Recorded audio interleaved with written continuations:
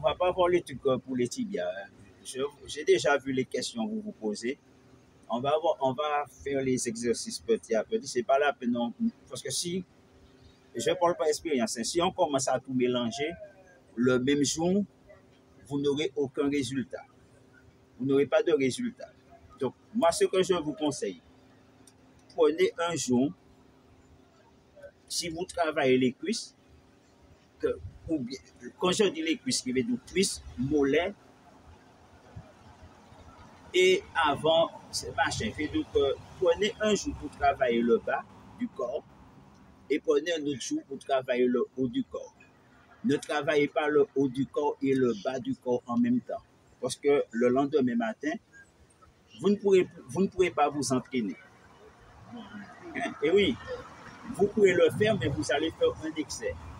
Et pour laisser, parce que moi je parle à force machin, moi je fais des formations, des trucs aussi. Donc, regardez ce que je vous dis. Mon frère, continue. Oui. Je pense. Donc, regardez, pour un meilleur résultat, comme je vous ai dit, un meilleur résultat, il vaut mieux prendre un jour. Par exemple, aujourd'hui, vous travaillez toutes les zones du bas, demain matin, toutes les zones du haut. Donc, ça veut dire que demain matin, mes parties en bas vont pouvoir se reposer pour bien se développer. Parce que si vous faites l'excès, vous travaillez aujourd'hui, demain, après-demain, le muscle n'a pas le temps de vraiment se développer. Donc, pour une meilleure efficacité, vous travaillez aujourd'hui comme je fais tout le bas du corps, si vous voulez, cuisses, mollets, tibia, vous travaillez ça bien avant. Et puis demain matin, vous reposez le bas de votre corps et vous allez travailler tous les zones du corps. Vous comprenez, avant-bras, machin, abdominaux, vous comprenez? Ou bien sinon, vous laissez, vous ne faites pas abdos, vous travaillez que les parties du bras, tout ce qui est bras, et l'autre lendemain, vous allez travailler que les abdos. Comme ça va laisser du temps à vos jambes et à vos bras pour se reposer. Et après, vous allez revenir avec les jambes. Vous allez revenir avec. Donc, vous comprenez? Vous faites ça 3 fois par semaine. Et voilà. Donc, je dis ça pour il faut vous ménager parce que les gens croient que c'est un danger, c'est là, fait tout. Non, tu vas te bousiller la santé. Tu prends un jour comme je fais, je travaille tous les machins en bas. Demain matin, je laisse le bas va se reposer tranquille. Après, demain matin, je viens, je travaille que les mixtures. S'il faut que je machine, je vais faire du pour machin, je vais travailler que les zones du haut. Hein? Non, je ne vais pas faire du poulet, hein? Le machin. Mais après, bon, je fais que parler. Mais c'est déjà bien parce que je ne vois pas si je vous donne tous les exercices, je ne vois pas à quoi ça va servir. Donc, commencez par travailler ce que je vous ai donné aujourd'hui. Donc, je fais juste une petite récapitulation qui est, comme je vous ai dit, pour le bas,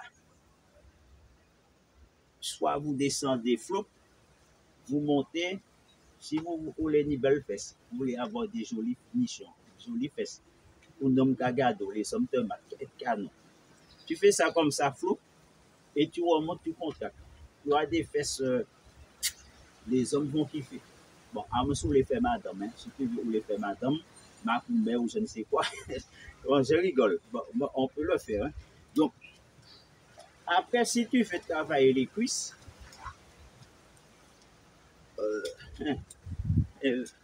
c'est pas dire écoute ma poubelle. Je dis ça pour les gens qui. Donc regardez, quand vous êtes là, ne pas oublier, entrez d'abord le bassin. Parce que si vous avez une charge, s'il essaye de me plonger, ça va faire ça, regardez, ça va bloquer ici. Et si je descends, hop, j'irai droit. Je ne vais pas me faire mal.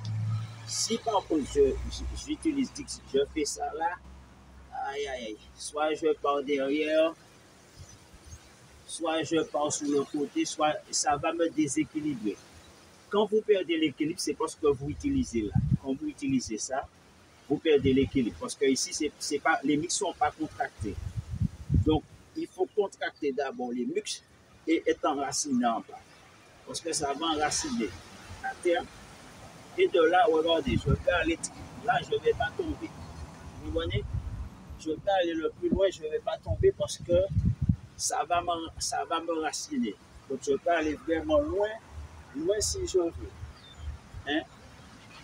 C'est le fait de s'enraciner. Donc, quand je descends, là, hop, je m'enracine. Là, je suis enraciné. Je peux aller vraiment loin. Vous voyez? Donc, je peux aller parce que je m'enracine. Je vais m'enraciner, qui va me permettre d'aller très loin et de rester en équilibre. Hein? N'oubliez pas, enraciner comme un arbre. Dans toutes les techniques qu'on va faire, on va s'enraciner. On va enraciner les jambes là, comme ça. Là, je suis enraciné. Vous voyez, là, je peux aller vraiment où je veux, je suis enraciné. Vous comprenez? Si j'essaie de faire ça là, je pars. Vous comprenez? Je vais basculer de l'autre côté. Donc,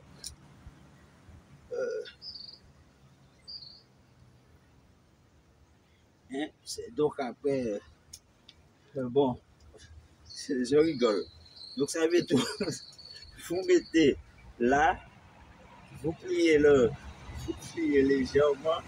D'ici là, maintenant, on va faire comme un truc qui va là. On va se replier sur soi-même. D'ici là, on va ouvrir. Là. On va monter en ouvrant là. On va refermer et on va ouvrir. Vous voyez là. 1, 2, 3, 4 et 5. Vous comprenez? Là, on a vu ce mode-là. En 2, on va prendre comme on a vu tout à l'heure. Donc, c'est la même chose. Quand vous êtes dans ces positions-là, toujours utile, bassin, ça c'est important parce que le bassin, c'est ce qui enracine pour rester en équilibre. Si quelqu'un vient pour me bousculer, le fait que je suis marché comme ça, je fais ça, je vais résister. Hein? Je vais résister parce que je suis battu. Si je suis comme ça, il va faire ça, je vais tomber. Hein? Je ne vais pas tenir.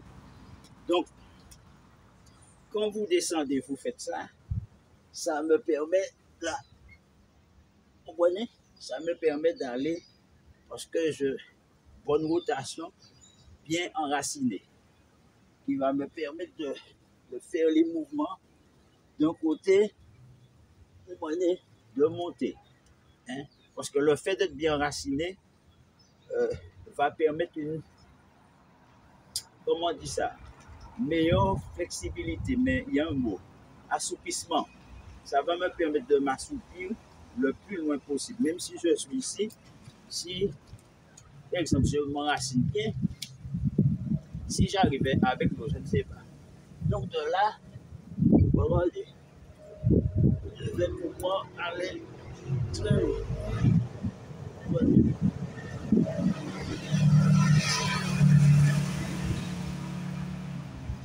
Ça va me permettre, je me mélangerai de plus en plus.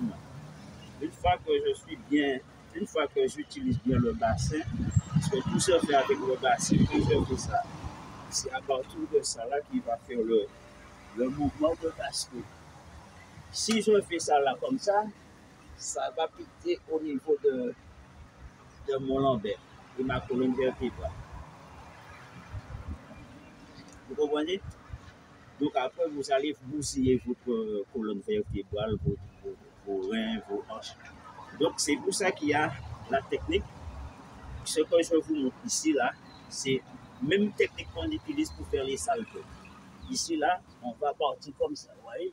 Là, pour aller, c'est les mêmes choses.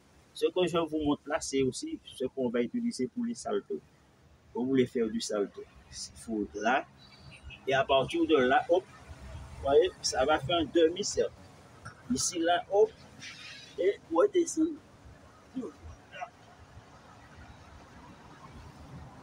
Hein? En s'exerçant comme ça, on va acquérir une bonne souplesse. Donc, bon, j'ai déjà fini, mais je vous donne. Alors, il y a un principe que je vais profiter, hein, parce que je vais arrêter pour les exercices. Le principe, c'est, je parlais, c'est-à-dire dans les arts martiaux anciens, qui étaient, par exemple, si je suis droitier, la jambe droite en avant. Pour frapper fort, on mettait la jambe droite en arrière et puis on bloquait en avant et le mouvement partait derrière pour frapper fort, très fort, puissant. Ça, c'est le karaté traditionnel, c'est ancien. Si je suis droitier, je me mets là et dès que je bloque, je frappe avec la jambe arrière. C'était pareil. Dans les arts martiaux traditionnels ou anciens, ça veut dire que le coup de poing le plus puissant était mis derrière.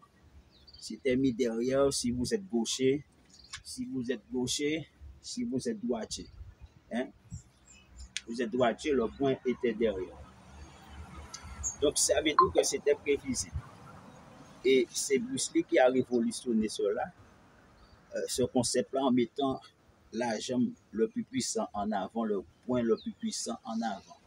Parce que ça permettait de gagner en rapidité et aussi de faire des feintes. Pour frapper. Au lieu de faire un jab pour aller envoyer le coup de poing derrière, eh bien, on va faire un feinte comme ça, comme il faisait un feinte et boum. Hein? Donc, et comme il faut comprendre, la jambe avant est toujours plus proche de l'adversaire que la jambe arrière, parce que si je suis là, franchement, si je veux faire un coup de pied, le temps de partir là, mon adversaire me voit. Si je suis là, ma jambe avant est là. Si par exemple, même quand je suis là, ça va me faciliter pour faire un coup de pied parce que le fait que je suis là, ma jambe avant va monter plus facilement si je dois attaquer. Hein? Donc, ça veut dire que c'est plus près et puis c'est masqué. Si je fais ça là et puis je fais un coup de pied, alors que si je fais ça pour venir faire ça, je dois faire une rotation que mon adversaire va voir. Et sauf quand je fais ça, il croit que je vais ressortir, je vais taper. Et je peux poursuivre avec. Ou si je fais ça, je peux entrer en suivant avec le machin. Et si machin en suivant la jambe arrière. Ou en tapant là, en ramenant la jambe arrière après. Donc, il faut comprendre que ce concept de Bruce Lee, je l'ai étudié pendant ça va faire presque 30 ans. C'est ce que après j'ai modifié un petit peu par rapport à moi. Hein? Donc c'est ce que j'appelle la vocalité avec le Tai Chi Chuan. Mais il faut comprendre ces principes-là que j'enseigne, ça vient du Jet Kundo et du Wing Chun. Parce que vous voyez bien les positions. Si machin, je peux contre-attaquer tout de suite. Donc c'est le même principe.